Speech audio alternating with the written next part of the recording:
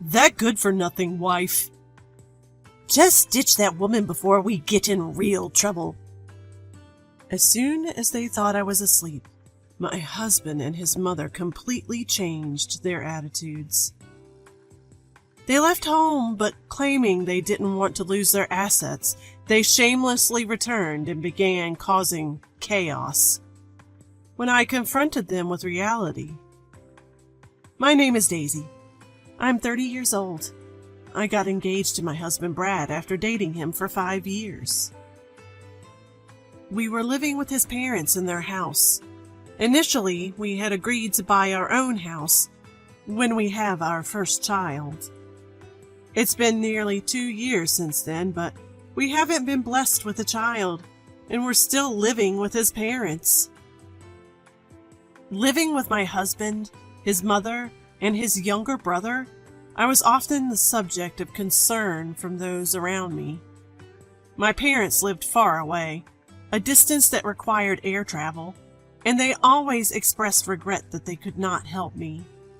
However, my husband was always kind to me, and I had a good relationship with my mother-in-law. So far removed from the typical mother-in-law, daughter-in-law issues that it felt like they didn't apply to us. Because of this, I was very happy. One day, I got into an accident and broke a bone. I was hospitalized and couldn't move on my own. In the early days after the accident, my husband and mother-in-law visited me daily and worried for me. Now, they only visit once a week. I was grateful they even came to visit. But the next day after the doctor told me I might have lasting injuries. She can't do housework or anything, but she's going to cost us more than ever. What a useless wife.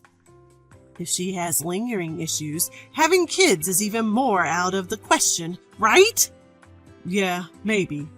Now that it's come to this, I think it's a good thing we don't have kids. And if she stays bedridden forever, I'll have to do all the housework and care for her? I didn't agree to marry for this. Wasn't it to do the housework and caregiving?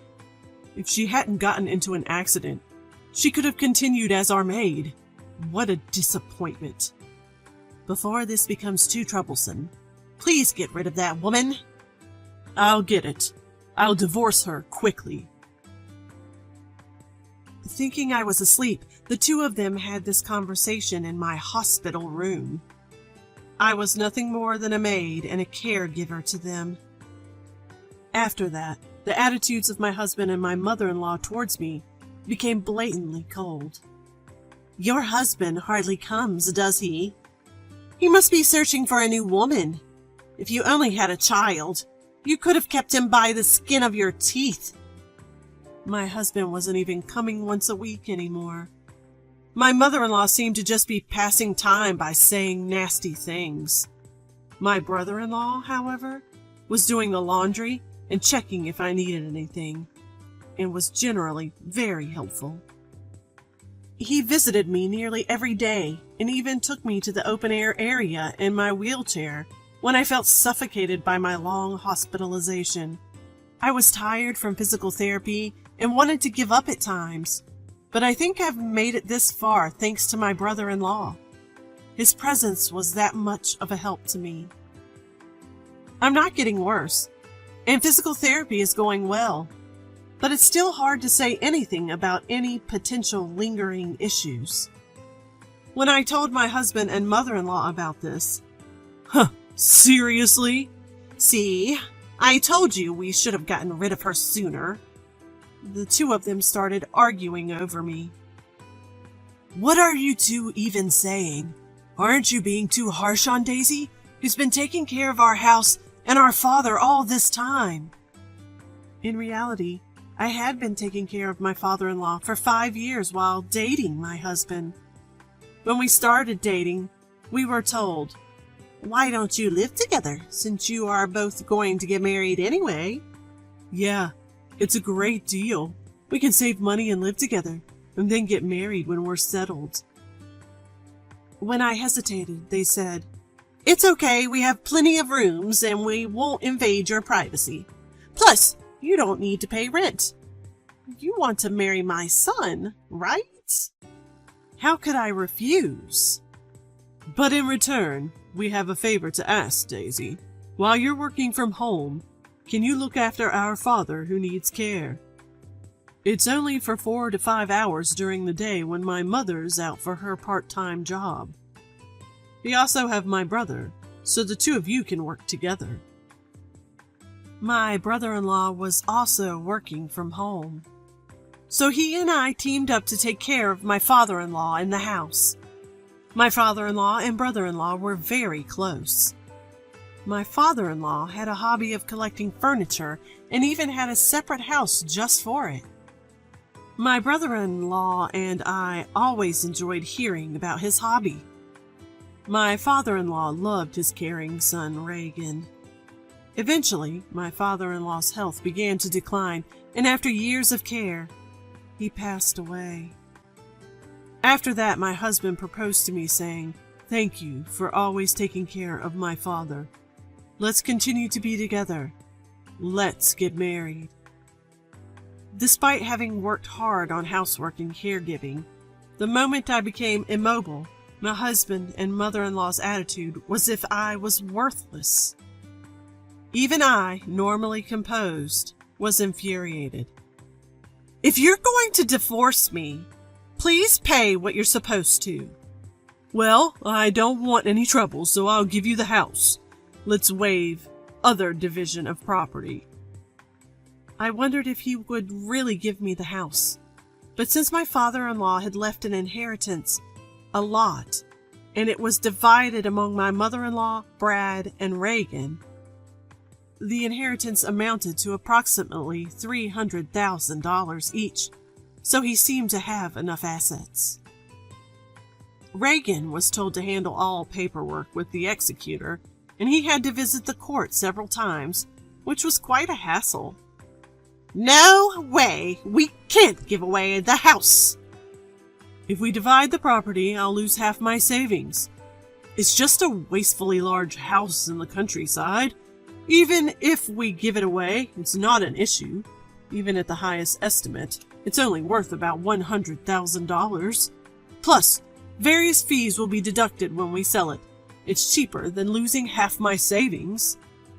"Well, if you say so, Brad. But what if she demands more later? What if rumors spread in the neighborhood because we abandoned her?" The two debated what to do with me. "Then I'll take her in." Reagan, Brad's brother, interrupted. "Why would you go out of your way to do that?" "Ah, you've been interested in Daisy, haven't you? That's why you're so willing. You can have her if you want, but she's no longer of any use to us.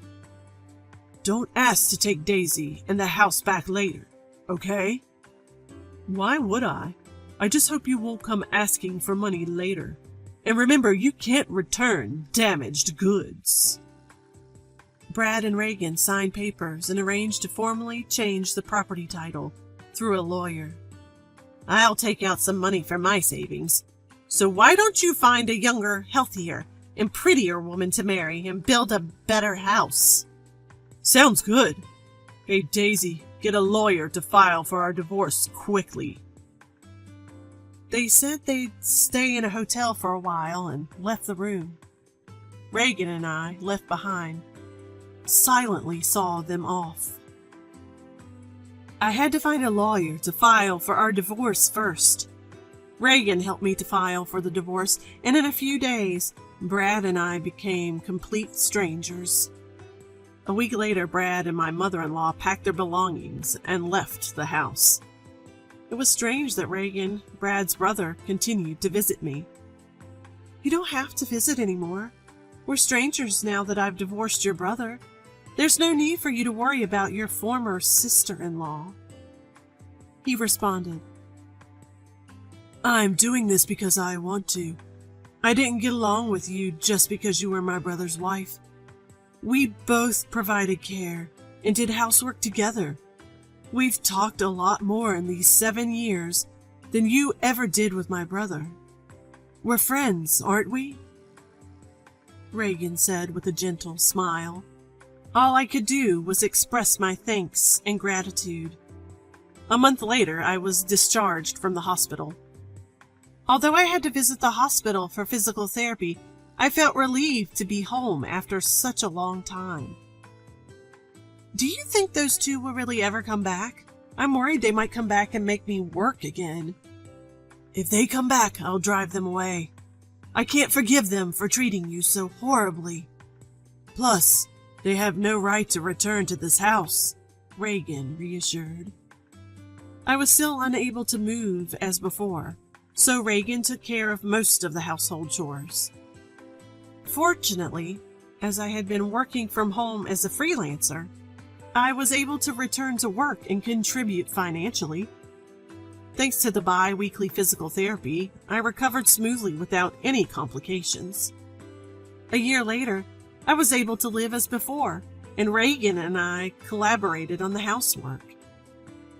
We spent more time together, syncing our days off to go on trips. Just when I thought our peaceful days would continue, a storm suddenly came. One night, while Reagan and I were eating dinner, the door was knocked, and the intercom rang repeatedly. When I nervously answered, the person on the monitor was Brad. "Hey, open up!" Thinking this noise might disturb the neighbors, I opened the front door and Brad entered the house without hesitation. "What do you want?" "Huh? Why do I have to put up with such an attitude just for coming home?" "This isn't your home anymore. State your business and leave quickly." "What are you talking about? I'll be living here again from today. Oh, I'm hungry. Hey, Daisy, give me some food." My ex-husband ordered me to serve food. "Hey, cut it out! Why are you here?" "Well, I've spent almost all my money. My mom will be here soon, too. So leave the door unlocked." Seeing that I remained silent, he, "Oh, you're all healed up, huh? That's great. Let's get back together. You must have had a hard time without me." My ex-husband, who still mistakenly believed I loved him, said, approaching me with a disgusting familiarity. The sheer audacity of him made me feel sick. "Stop it. I divorced you. I don't care about you anymore." "Don't get cocky. You've been living on my money all this time, and you can't do anything but housework. Just shut up and do as I say." Brad shouted at me. Just then the door opened and his mother arrived. "You left the door unlocked. That's careless." "Oh, what's going on?" "She's been getting cheeky, so I was giving her a bit of education. She's grown thick-skinned in the year we've been away." Once again, Brad and his mother began to make themselves at home, as if it was the most natural thing in the world. "Enough is enough! This isn't your home. I'm calling the police." "Oh yeah, about that. This house was originally in your father's name, right? So that means that the heir, including my mother, makes our agreement null and void, doesn't it?" Brad said, shouting such an unreasonable claim. "You promised to give me the house. If you're nullifying that, then everything about the division of property should be nullified as well. Give me half the savings." "Sure, but I don't have it anymore. Didn't I tell you earlier? I've squandered it all. I quit my job, spent it all on booze, fun, investments, you name it." I was taken aback by Brad's words. It was unbelievable that he could have spent such a large sum of money in just 1 year.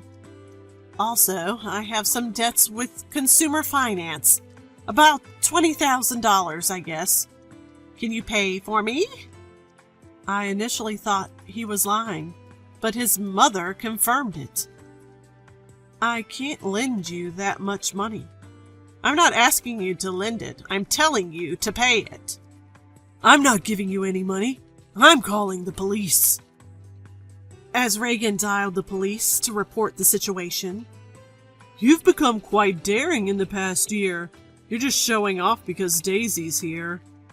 Brad began to wreak havoc in the house, breaking the precious furniture that had been my father-in-law's keepsake. His mother also started to destroy the furniture, laughing as she did so. "How could you do something so terrible? That's the closet my father-in-law cherished." "Shut up." Brad and his mother continued their rampage, ignoring my pleas. About 10 minutes later, when the police arrived, I explained the situation to them. "This is quite a mess. Let's hear your side of the story." "Huh? What's wrong with me breaking things in my own house?" "That's right. We're just crushing things we don't need. What's the problem?" When the police seemed unsure how to respond to this, Reagan stepped in. "This house has never belonged to these two. It's under Daisy's name." "Huh? What kind of nonsense are you talking about?" "Actually, before he passed away, our father-in-law left a will through a lawyer.